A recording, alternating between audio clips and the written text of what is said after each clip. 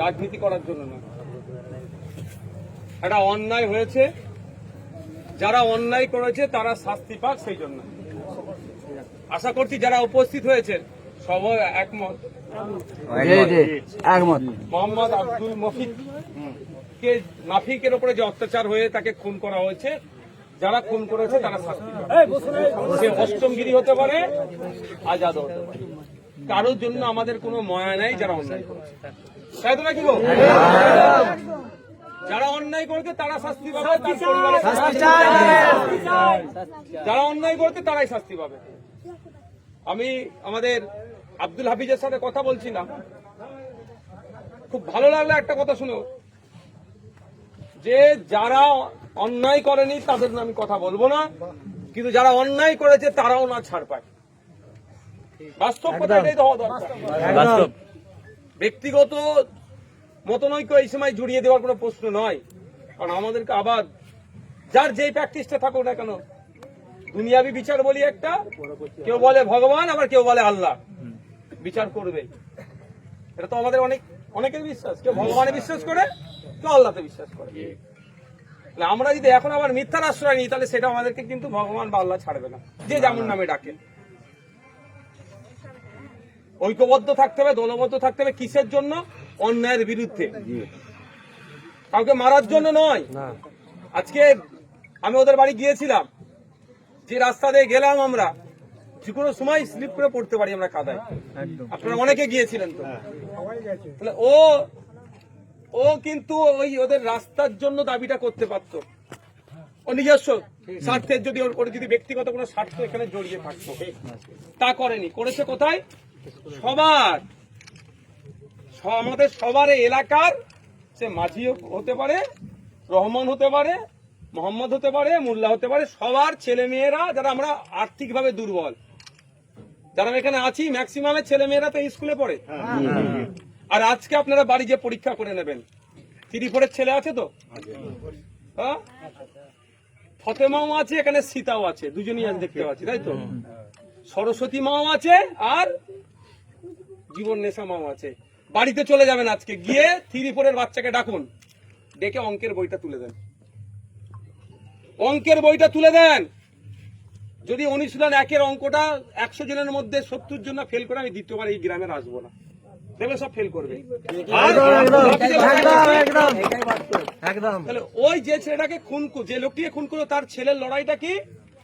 ওই 100টা ছেলেই যাতে সঠিক পড়াশোনাটা পায়। যারা খুন করতে আসলো তাদের ছেলের হয়েও লড়াইটা কিন্তু এখানে ওর জন্য এসেছিল, দোষ নেই তাদের, ওদের ছেলেগুলো দেখে এখানে পড়ে তো। ওর ছেলেটাও অশিক্ষিত হচ্ছে, মূর্খ রয়ে যাচ্ছে, ওটা হোস না। লড়াই আমাদেরকে লড়তে হবে, শিক্ষা প্রতিষ্ঠানের আমূল পরিবর্তনের লড়াই। সিজেপি যে ক্যাম্পটা করছে সারা ভারতবর্ষ জুড়ে, স্কুল শিক্ষার মান পরিবর্তনের এর অংশ হিসেবে লড়তে চেয়েছিল, বাপকে খুন করে। আমি যখন বসেছিলাম, হিন্দিতে কোন একটা জায়গায় বাইট দিচ্ছিল ছেলেটি, যে আমার বাপ মরে গেছে, আমি সেটাকে সয়ে নেব, কিন্তু যে আন্দোলন আমরা নেমেছি, স্কুলের হাল পরিবর্তনের কেউ না ফিরে আসে। সত্যি বাপের ব্যাটা ওটা, সত্যি আমি স্যালুট জানাই যে ওর যে লড়াই, লক্ষ্য উদ্দেশ্য। বিরসা মুন্ডা, আশফাক উল্লাহ থেকে শুরু করে যত স্বাধীনতা সংগ্রামীরা আমাদের হয়ে দেশের জন্য লড়াই করে, কেউ জীবন দিয়েছে, কেউ সময় দিয়েছে, কেউ অর্থ দিয়েছে, কেউ বুদ্ধি দিয়েছে। দেশকে স্বাধীন করার পরে আমরা যে অধিকার পেয়েছি, ধাপে ধাপে মৌলিক অধিকার বা সংবিধান অ্যামেন্ডমেন্ট হয়েছে, তারপরে এসে একটা অধিকার কি, বাচ্চাদের শিক্ষার অধিকার, মৌলিক অধিকার।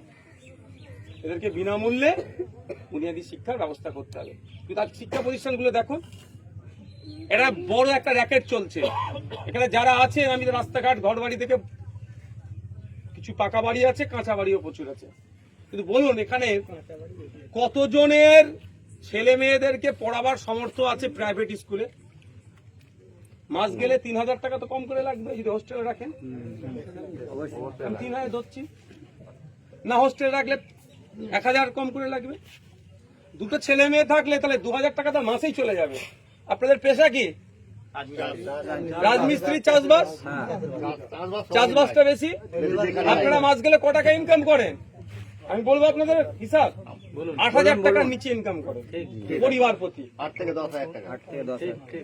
আপনি 10,000 ইনকাম করতে পারেন, এ তো 6,000 ইনকাম করছে। আপনি বলুন না কি বলছি মা শুনলে তোমাদেরও বলছি, মা মায়েদের বলছি, মাস গেলে তোমরা 8 থেকে 10,000 টাকা ইনকাম করো একটা পুরো পরিবারের। সেখানে খাবে কি, ভবিষ্যতের জন্য রাখবে কি, আর না ছেলে মেয়েটাকে পড়ার জন্য পয়সা খরচ করে পড়াবে? বলো, পারবে না।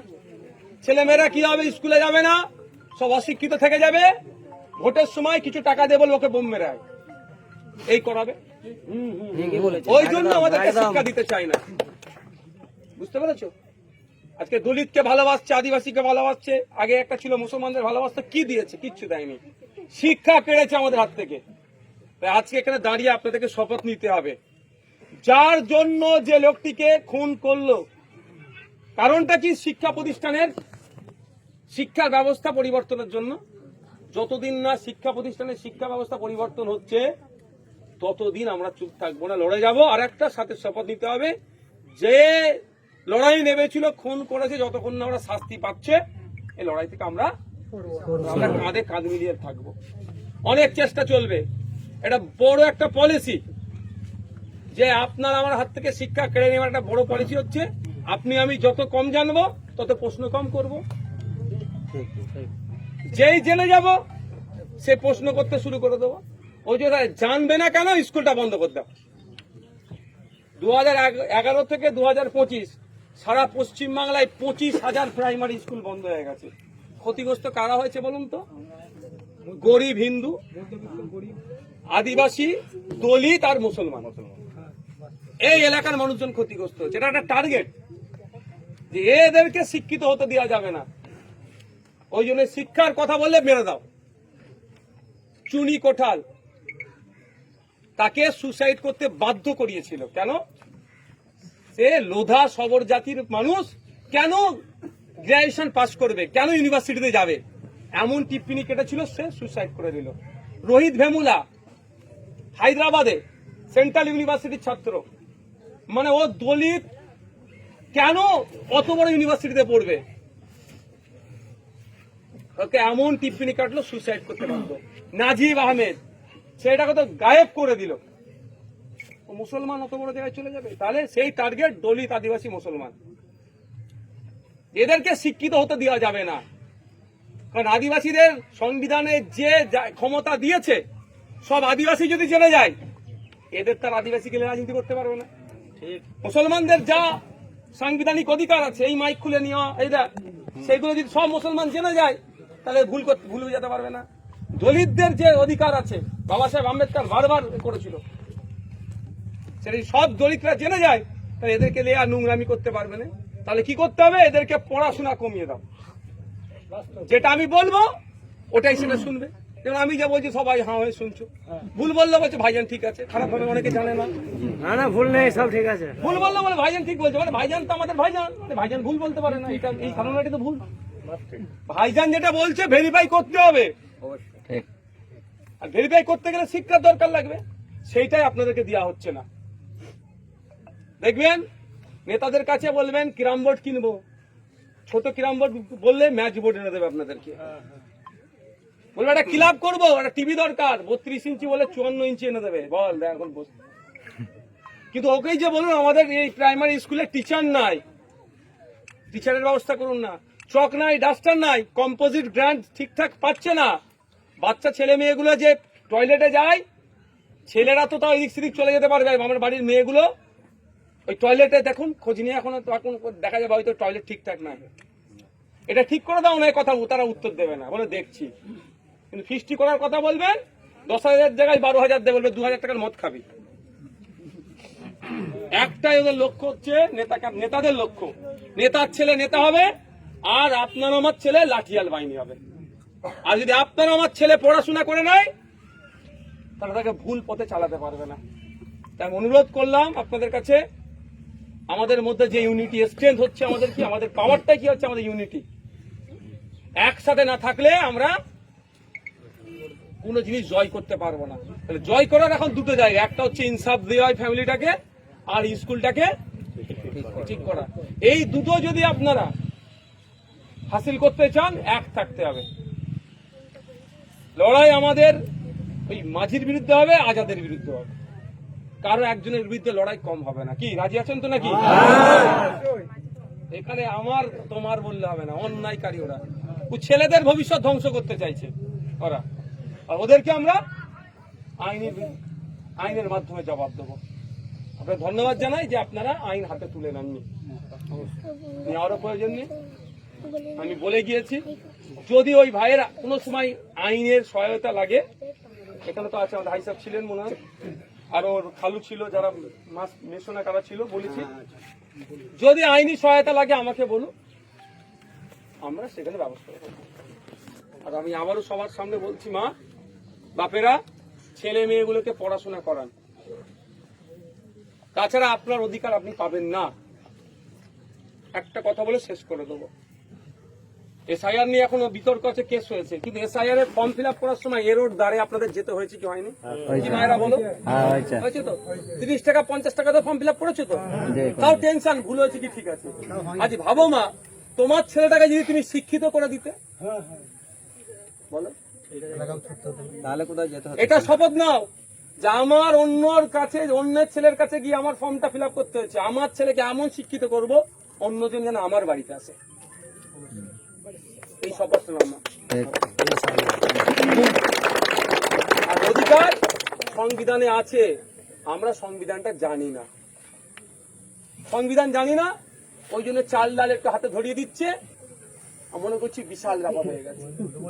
আর যারা দিচ্ছে তারা ছবি তুলছে, বরঞ্চ চাল ডালের নামে ওরা আমাদের টাকা লুটে নিচ্ছে, আমরা ধরতে পারছি না। যখনই আমরা সংবিধানটা পড়তে শিখে যাব, পড়াশোনা যখন আমরা করে নেবো, তবে সব চুরি বন্ধ হয়ে যাবে। তখন ঘরে বসে থাকবে, ওই বলে না যে মিটিং এ গেলে তারপরে তোমাকে এটা দেবো, ওটা করতে লাগবে না, ঘরে বসে থাকবে, ওরা দিয়ে বলবে বাবু আমাকে ভোটটা দিও, এটা তোমার অধিকার, আমি বুঝিয়ে দিলাম, ভোটটা দিও।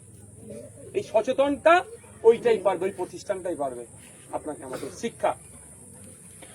এটা হাই স্কুলের কথা বলছি না, বুনিয়াদী শিক্ষা এখান থেকে হয়। ভিত যদি গড়বড় হয়ে যায়, আর মাথায় যত ভারী করো না, কিছু লাভ হবে না। অনুরোধ করছি, শিক্ষার আন্দোলন যেটা সিজেপি তুলেছে, তার সাথে আমি তার একটা আলাদা প্ল্যাটফর্ম, আমাদের আলাদা প্ল্যাটফর্ম, কিন্তু এই আন্দোলনটাকে দীর্ঘমেয়াদী করতে হবে, শিক্ষা নিয়ে আমাদের কথা বলতে হবে।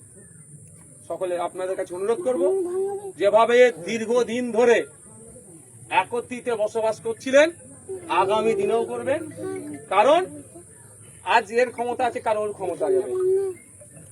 ওর কথা শুনে হই হই করে কিচ্ছু লাভ হবে না। সে 1,21,000 টাকা ছিল, এবার আবার 30,000 টাকা একটা কেন্দ্র খুললে দেবে, মানে প্রায় 1.5 লাখ টাকা মাসে পেয়ে যাবে। আর তোমার ছেলেকে এখানে আসতে হবে, শুধু মিড ডে মিল খেয়ে ঘরে চলে যাবে, তাও মিড ডে মিল পোকাওয়ালা চাল খাওয়া। লাভটা কি হবে তোমাদের? বুঝতে হবে আপনাদের। একসাথে যারা দীর্ঘদিন আমরা বসবাস করছি, কোন রাজনৈতিক চক্রান্তের ফাঁদে আমরা পা দেব না। আমরা একসাথে থাকবো, একসাথে থাকলে অধিকার পাবো, নাহলে আমরা অধিকার পাবো না।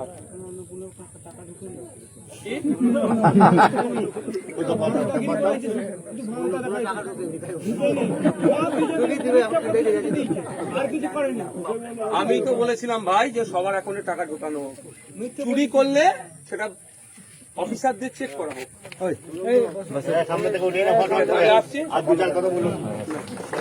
ভাইজান জিন্দাবাদ, ভাইজান জিন্দাবাদ।